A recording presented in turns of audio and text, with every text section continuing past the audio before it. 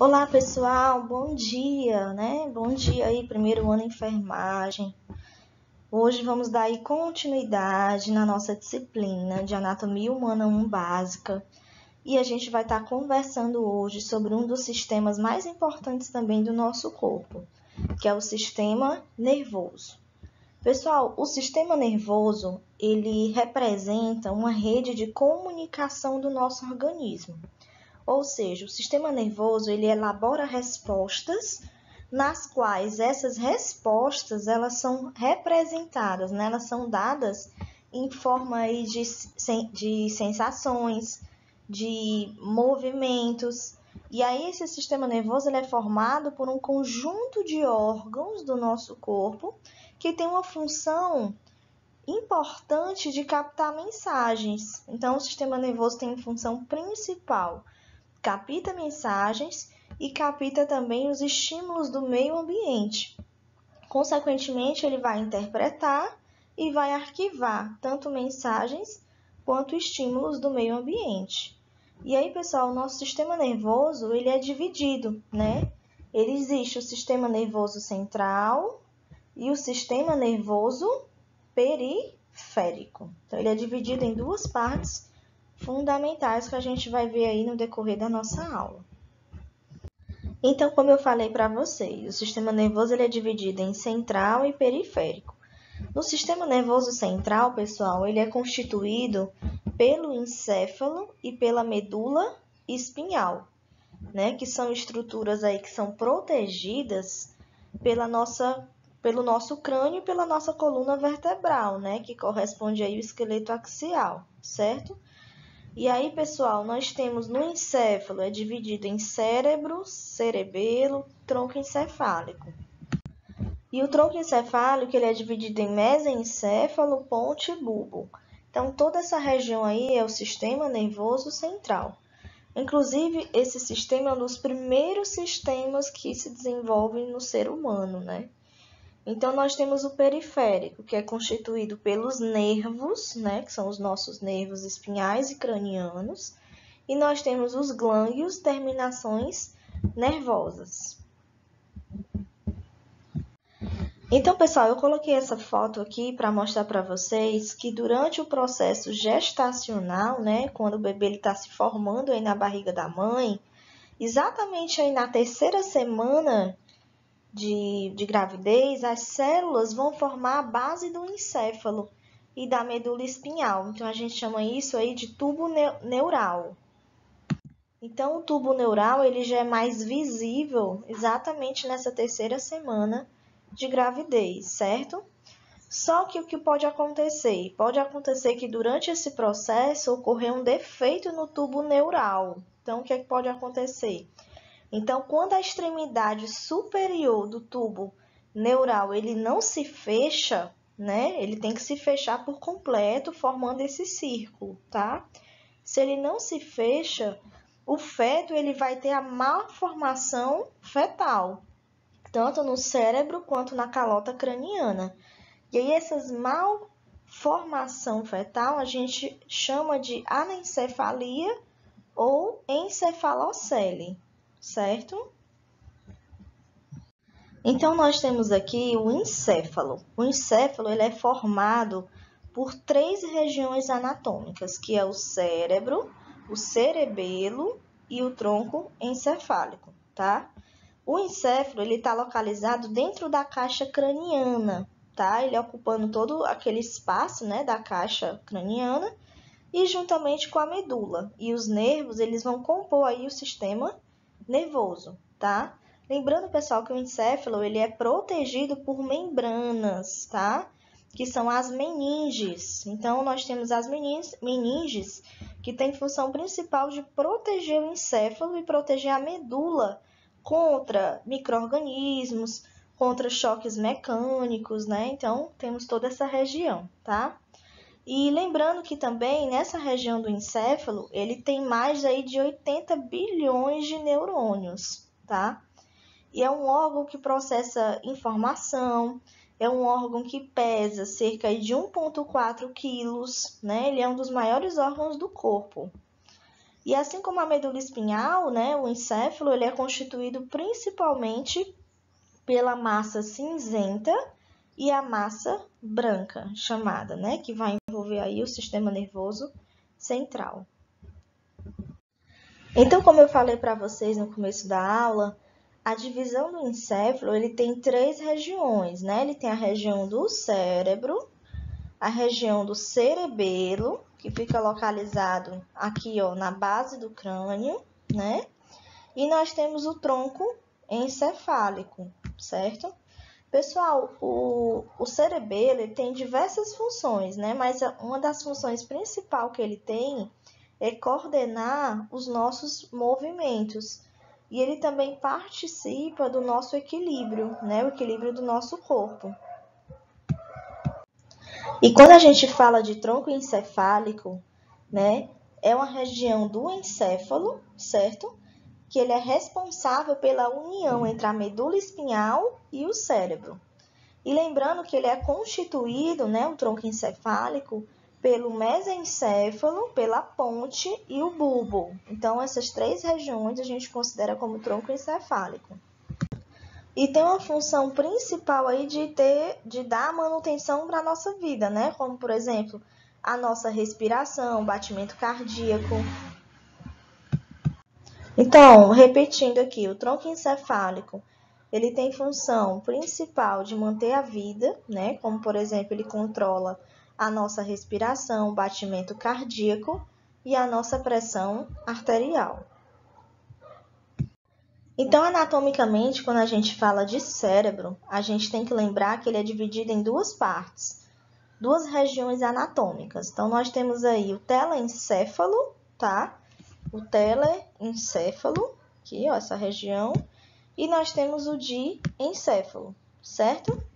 Então, essas 2 regiões aí têm função principal das nossas emoções, da nossa audição, da visão, do controle da nossa movimentação. Então, toda essa região aí do nosso cérebro, tá? Então, só repetindo aqui para vocês, né? Então, nós vamos ter o cérebro, que é dividido em telencéfalo e diencéfalo. Nós vamos ter aqui o tronco encefálico, lembra que eu falei, ó? Ele é dividido em mesencéfalo, então essa região aqui é o mesencéfalo. Nós vamos ter a ponte e o bulbo, certo? Então, pessoal, aqui nós temos o nosso cérebro, tá? O nosso cérebro, ele é dividido em telencéfalo. O telencéfalo, ele vai corresponder aí os nossos 2 grandes hemisférios cerebrais que nós temos, né? O direito e o esquerdo, tá? Então, nessa foto aqui à esquerda, a gente consegue ver, ó, toda essa região aqui que eu tô grifando é o hemisfério cerebral direito. Já essa outra região ao lado, hemisfério cerebral esquerdo. Isso aqui é o telencéfalo, tá certo? E aí nós temos que cada hemisfério ele tem os polos também, né? Então, eu vou ter o polo frontal, que é essa parte mais da fronte, né? Da nossa testa, certo? Parte frontal. Eu vou ter a parte temporal, que fica nas nossas laterais, perto das nossas orelhas. E eu vou ter o polo occipital, que é exatamente na base do crânio. Então, ainda falando sobre a anatomia, nós percebemos que a superfície do nosso cérebro, ele vai ter algumas depressões. Então, essas depressões a gente chama de sulcos cerebrais, tá? Eles vão delimitar, pessoal, toda essa região do encéfalo, tá? Então, nós vamos ter, por exemplo, o sulco central, né? Então, essa linha aqui vai representar o sulco central, tá? Quando eu pego entre um sulco e outro, né? Entre a região dessa e outra, eu tenho um giro. Então, eu vou ter o giro pré-central, giro pós-central nessa região. Então, professora, por que tem que ter os sulcos, né? Por que o nosso cérebro, ele é todo como se fosse engelhado, né? Que são justamente toda essa região aqui é sulco. porque ele é dividido, né? Pessoal, por exemplo, quando o paciente ele sofre algum acidente automobilístico, né? Quando ele tem um trauma crânioencefálico, toda essa região do cérebro, quando sofre alguma pancada forte, ele fica com edema, né? Então, ele aumenta de volume. Então, isso só acontece porque a gente tem esses sulcos. Se não tivesse isso, o nosso cérebro ele não conseguia ter esse aumento de volume. Não ia ter espaço, né, para que ele pudesse aumentar o volume em caso de algum acidente, alguma coisa do tipo, tá bom? Quando a gente fala que o sulco ele é mais profundo, né, a gente chama de fissuras, tá certo? Então, a função principal do sulco é garantir um aumento no volume cerebral em caso aí principalmente de trauma crânioencefálico. Então, nessa figura a gente vê um sulco aqui, ó, delimitando a região do cérebro, né? Esse sulco é chamado de parieto occipital, tá? Ele fica localizado na região do telencéfalo, tá? E ele vai separar os lobos, né? O lobo parietal do lobo occipital. Então, como eu falei para vocês, a divisão do encéfalo ele é dividido em giros, tá? Que vai corresponder a uma junção de sulcos. Então, eu vou ter o giro pré-central, que é esse aqui de cor vermelha, giro pré-central. Eu vou ter o giro frontal superior, ó, toda essa região aqui da cor marrom.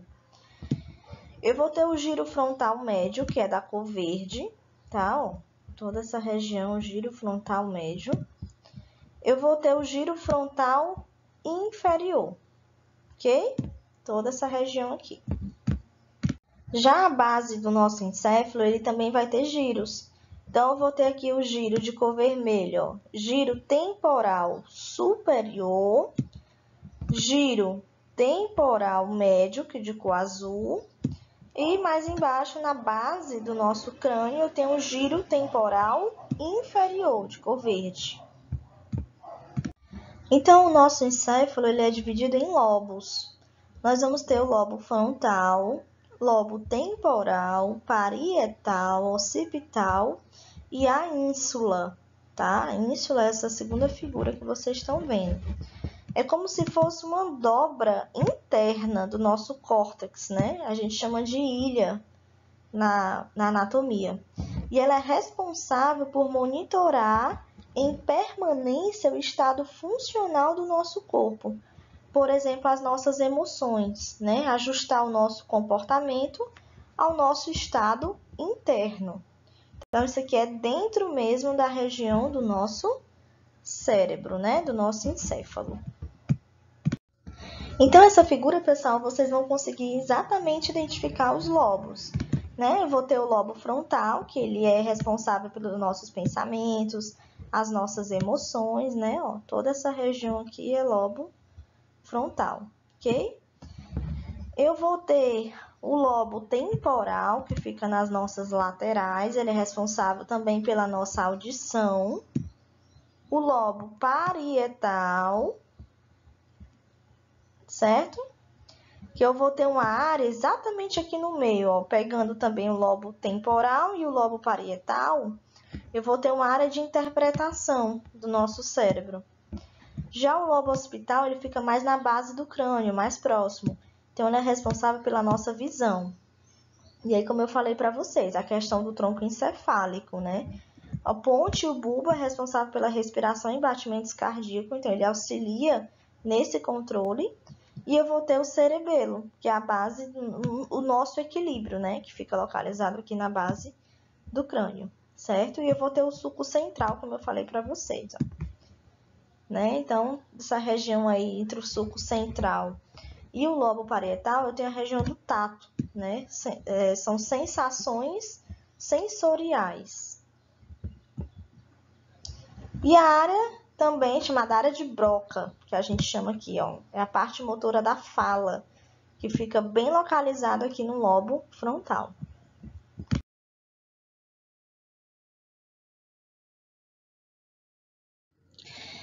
E aí, pessoal, como eu falei aí do tronco encefálico, né? Ele faz parte do encéfalo, então ele vai ter essas três partes anatômicas, que a gente vai chamar de mesencéfalo, a ponte e o bulbo, certo? E aí, pessoal, no meio dessa região a gente tem os nervos cranianos, que vão se interligar, que vão fazer conexão com o tronco encefálico, certo? Nós temos em torno aí de 12 pares de nervos, tá? E 10 deles fazem conexão aí com o tronco encefálico.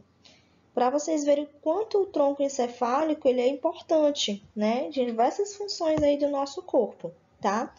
Lembrando que os nervos cranianos, eles são numerados, né, de acordo com o algarismo romano, né, primeiro, segundo, terceiro, quarto, certo? E eles recebem uma nomenclatura. Um dos principais que a gente conhece é o óptico, né, o segundo nervo.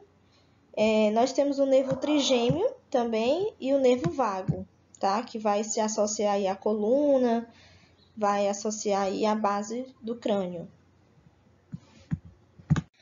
Então, eu queria só reforçar aqui com vocês as principais funções do tronco encefálico, tá?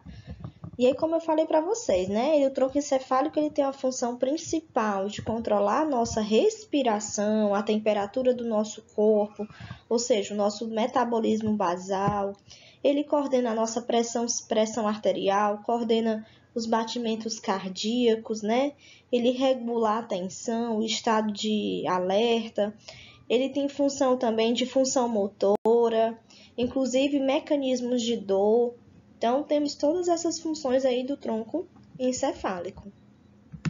Então, ainda falando do tronco encefálico, da região do encéfalo, nós temos aqui uma região chamada de bulbo, né? Como eu já tinha falado aqui para vocês, ó, região do bulbo, tá? Pessoal, o bulbo, ele vai ter vários centros, né? Por exemplo, eu vou ter o centro respiratório, que é justamente o local que vai controlar o nosso ato de respirar. Eu vou ter o centro do vômito, tá? Ele vai controlar essa ação, né? Aquela pessoa que não tá se sentindo bem, né? Que tá com vômito. E o centro vasomotor, né? Que vai regular os batimentos cardíacos, né? Então, ele está associado aí ao nosso coração, para fazer esse controle dos batimentos. Por exemplo, se uma pessoa tiver um trauma crânioencefálico que afetar a região do bulbo, vai ser muito complicado, né? Por quê? Porque vai afetar o ato dessa pessoa de respirar e vai afetar os batimentos cardíacos, que são os órgãos extremamente importantes, né? O pulmão e o coração, para que essa pessoa fique viva. Então, é considerado o centro anatômico da região do encéfalo, né? É a região mais importante, porque ele vai controlar justamente essas funções básicas, né? E vai garantir também a homeostase corporal, ou seja, o equilíbrio do nosso corpo. Então, ainda falando do sistema nervoso central, eu vou ter a medula espinhal, tá? É como se fosse, pessoal, uma espécie de massa cilíndrica que vai envolver o tecido nervoso, né? Constituído aí pela coluna vertebral. Então, a coluna ela vai ter as vértebras que vão estar sobrepostas, né? Umas nas outras. E aí, pessoal, dentro da coluna eu tenho exatamente a medula, né? A medula vai passar por dentro da coluna para poder proteger o nosso corpo. E aí nós temos também as meninges, como eu tinha explicado para vocês, né? Vamos ter aí a meninge chamada de dura mater, que essa é a primeira camada mais superficial. Eu vou ter a meninge chamada de aracnoide, que é a meninge intermediária. E eu vou ter a pia mater, que é a mais interna, né? Então, por volta, eu vou ter a caixa craniana e vou ter vasos sanguíneos que vão estar interligados também à medula. Então, a medula é como se fossem membranas que vão aí revestir e proteger o nosso encéfalo, né? Proteger o tronco encefálico, proteger a medula, né? Proteger toda essa região para que não entre nenhum tipo de micro-organismo, infecção, né? Algo do tipo, tá bom? Porque o nosso sistema nervoso tem que estar intacto. Ele não pode sofrer nenhum tipo de infecção ou inflamação, porque aí vai alterar o nosso equilíbrio, vai alterar as nossas funções vitais. Pessoal, entre as meninges existe um espaço, né, localizado aí entre a camada média e a camada interna das meninges. Vamos ter um espaço chamado de subaracnoide, tá? Nesse espaço, eu vou ter um líquido chamado de líquido cefalorraquidiano. Esse líquido, pessoal, ele tem uma função muito importante de amortecer choques, né? Para que o nosso encéfalo e a nossa medula espinhal, elas não sofram nenhum tipo de impacto, né? Então, o líquido cefalorraquidiano também tem função circulatória. Por quê? Porque o líquido, ele vai passar por nosso corpo, então ele vai distribuir substâncias importantes filtradas do nosso sangue e vai remover também as impurezas, né? Substâncias tóxicas, né, que são produzidas aí no nosso encéfalo, na nossa medula. Então, ele é como se fosse um fluxo, né? Que ele vai passando aí pelo nosso sistema nervoso central e vai banhando, né? Banhando a região do nosso encéfalo.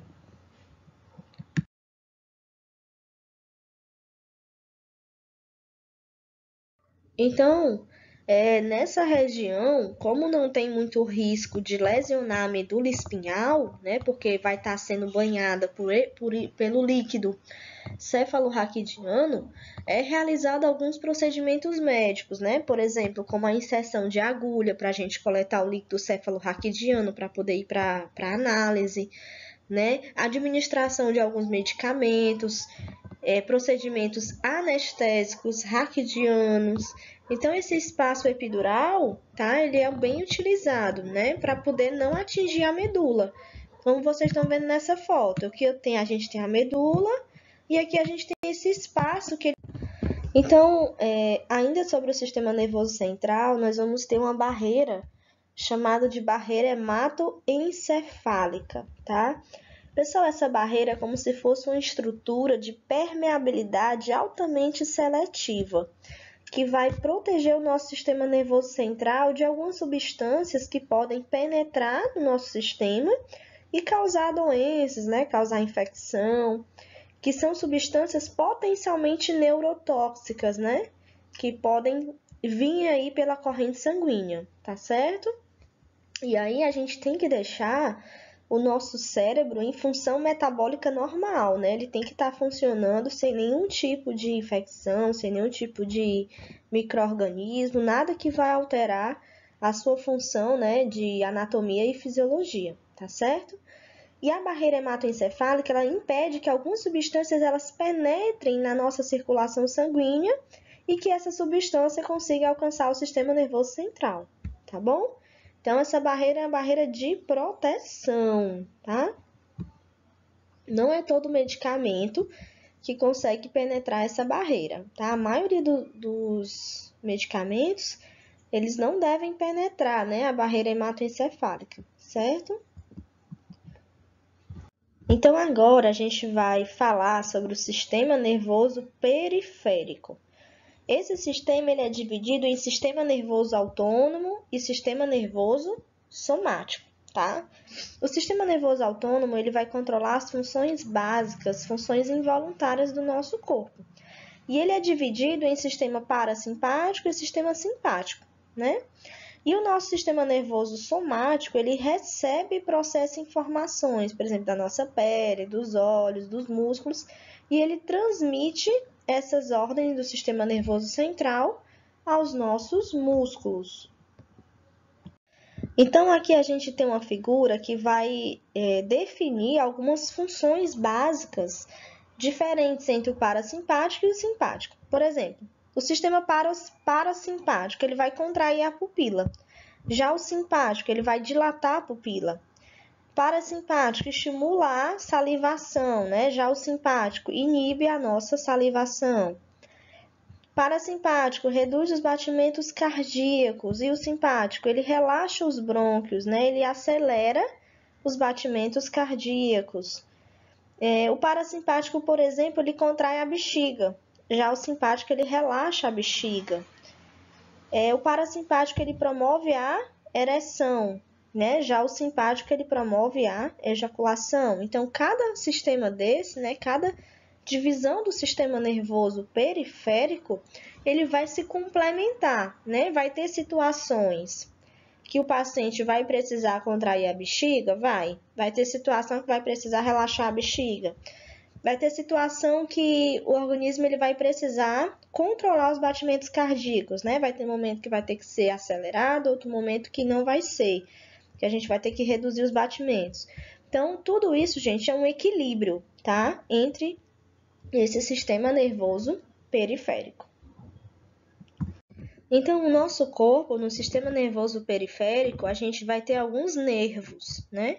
Então, o que são nervos? Nervos são cordões que vão unir o sistema nervoso central aos órgãos periféricos, tá?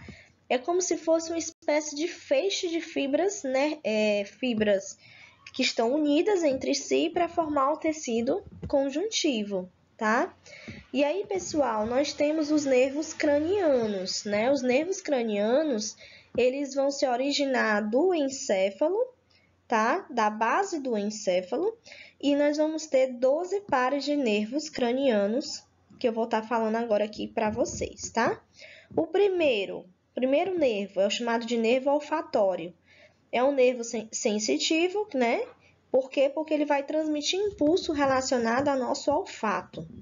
Já o segundo nervo craniano, que é o nervo óptico, ele também é sensitivo e as suas fibras estão relacionadas com os impulsos visuais. O terceiro nervo, oculomotor, é o nervo motor, que ele vai trazer o movimento dos nossos olhos, tá?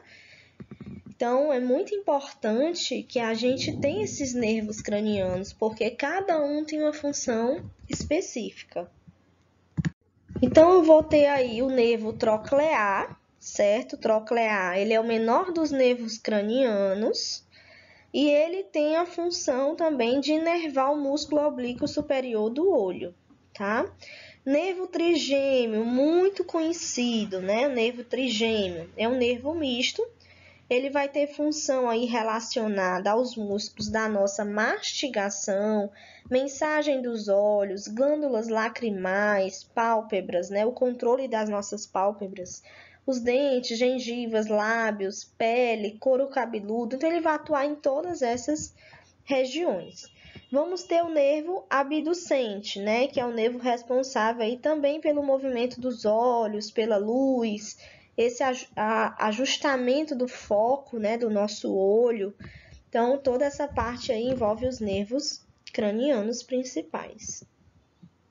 Então, o nervo facial, pessoal, ele é responsável pelos impulsos da expressão facial, né? Liberação de lágrimas, salivas, responsável também pela nossa gustação, né? Pela sensação de sabores.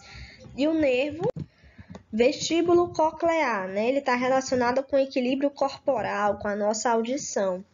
E o nervo glossofaríngeo, né? Do tipo misto. Ele é responsável aí pelas nossas carótidas, né? Pelo controle de impulsos da nossa faringe, das tonsilas, da língua, das glândulas salivares, dos nossos músculos. E aí, pessoal, nós temos o nervo vago, né?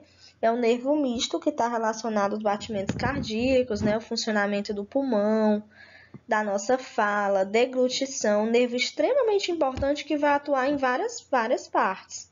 Nervo acessório, ele vai enviar mensagens, né? Para os nossos ombros, pescoço, faringe, laringe, palato mole. Vamos ter o nervo hipoglosso, que é o nervo responsável pelos movimentos dos músculos, né, da nossa língua, faringe e laringe. Esses aí são os nervos cranianos. E aí nós temos também os nervos espinhais, né, que eles são denominados de espinhais porque eles vão conectar a medula espinhal. Tá? Então, exatamente desse espaço intervertebral, entre as vértebras, que vão sair os pares, né? Que vão sair os pares de nervos espinhais.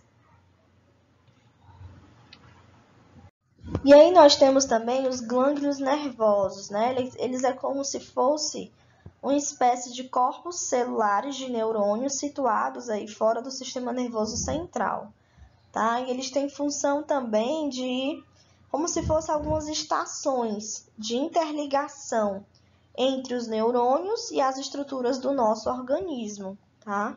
Então, eles podem até aparecer como pequenas dilatações de certos nervos, né?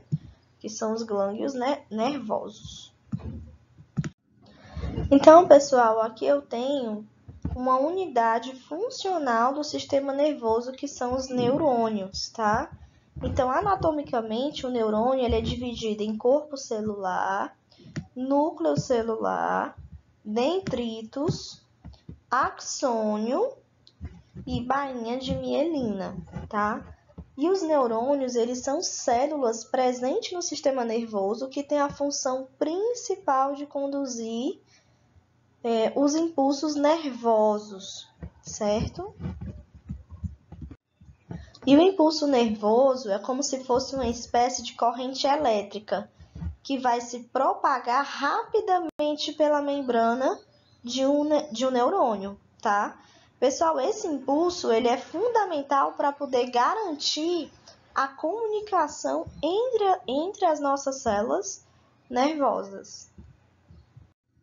Então, no nosso corpo existem alguns mensageiros químicos.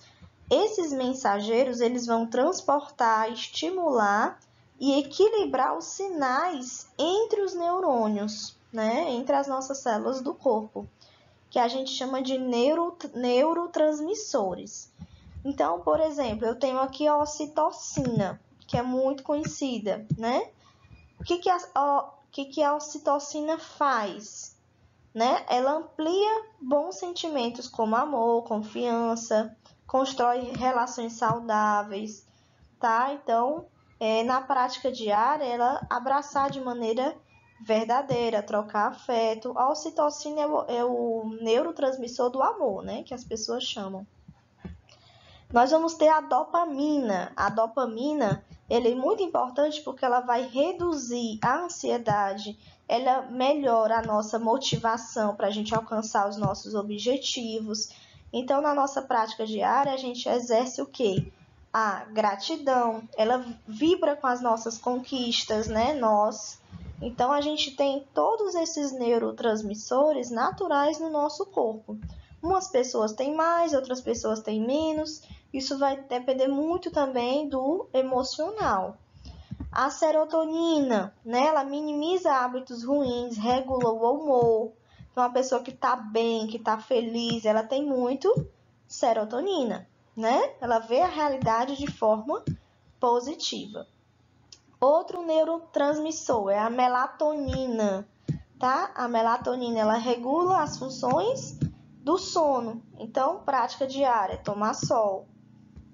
Endorfina, ela estimula a sensação de prazer, de bom humor, de alegria.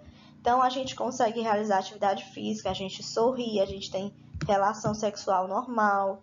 Noradrenalina, né? Ela regula o sono, emoções, mantém a gente no foco, né? Então, a gente consegue realizar as nossas atividades normais, tá bom? E aí, pessoal, a gente finaliza a nossa aula de hoje, né? Falamos algo assim bem básico da anatomia e fisiologia do sistema nervoso central e periférico, tá certo? Mas aí eu vou deixar para vocês também alguns vídeos complementares para vocês assistirem um pouco dessa prática. E aí vamos relembrar aqui, né? Nós temos o sistema neurohormonal. Então, o sistema neurohormonal ele é constituído por sistema nervoso e o sistema hormonal, tá? O sistema nervoso ele é dividido em central e periférico. Sistema nervoso central, eu vou ter os centros nervosos, né? A região aí do encéfalo, do cérebro, do tronco encefálico, né? Toda essa região aí central, a medula. Já o sistema nervoso periférico, ele é dividido em sistema nervoso somático e sistema nervoso autônomo. O somático, ele controla movimentos voluntários, né? Já o sistema autônomo, ele é dividido em parasimpático, e simpático. O parasimpático ele vai atuar em situações de repouso. Já o simpático ele atua em situações de estresse. Certo? E aí, pessoal, desejo aí bons estudos. Qualquer dúvida podem falar comigo, tá certo? E uma ótima semana a todos. Um abraço.